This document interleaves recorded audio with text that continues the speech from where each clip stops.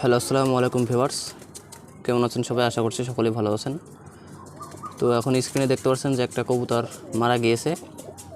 তো এইটা আমার লফটের বাচ্চাগুলোর ভিতরে আমি দেখাইছিলাম আপনাদের এই ধাপড়িতে আমি কিছু বাচ্চা রেখেছি, রেসার বেবি, পরের বছর টস সার্সারি করার জন্য। তো তার ভিতর থেকে এটা সবথেকে বেস্ট কোয়ালিটির বাচ্চা ছিল। তো কিভাবে মারা গেল সেটা বলি। এটা হচ্ছে মূলত হয়তোবা হিট স্ট্রোক করে মারা গেছে। এখন সবাই জানেন যে তাপদাহ চলছে।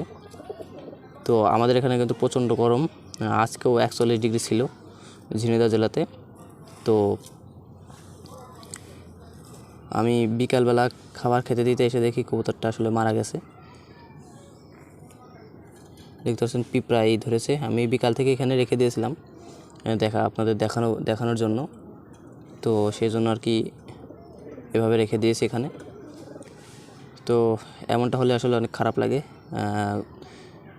গতকালকে একটি বাচ্চার পা নষ্ট হয়ে গিয়েছে, মানে একটা তাওয়া সরার ফাঁকের ভিতরে প্লাস্টিকের যে সরাগুলো আছে ওই সরার ভিতরে পা ঢুকে বাচ্চাটার মানে খারাপ অবস্থা হয়েছে। সেটা আপনারা ভিডিওতে দেখতে পারবেন। আর আজকে এই বাচ্চাটা মারা গেল, সবচেয়ে বেস্ট কোয়ালিটি, ঠিক আছে। এর বডি ফিটনেস এবং সাইজও বিগ সাইজের বাচ্চা, ঠিক আছে, সবচেয়ে বিগ সাইজ। আর কোয়ালিটির দিক থেকে টপ কোয়ালিটির কবুতর মারা গেল এইভাবে হিট স্ট্রোক করে। তো যেটা অনেক দুঃখজনক বিষয়।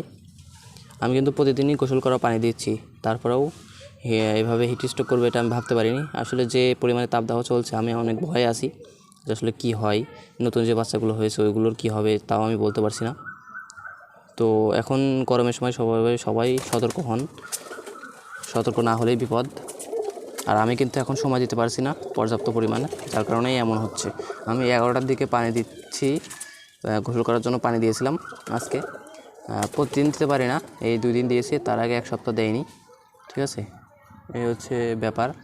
তো এই গরমের সময় আসলে সবারই উচিত সঠিকভাবে কবুতরকে দেখাশোনা করা, নাহলে এভাবে আপনাদের কবুতর হিট স্ট্রোক করে যেতে পারে, বলা তো যায় না। আমার একটা গেছে, আপনাদের কয়েকটিক বা কতগুলো চলে যেতে পারে ঠিক নাই।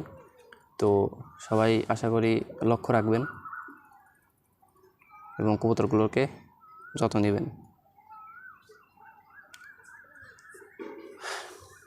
তো আজকের ভিডিও এই পর্যন্তই।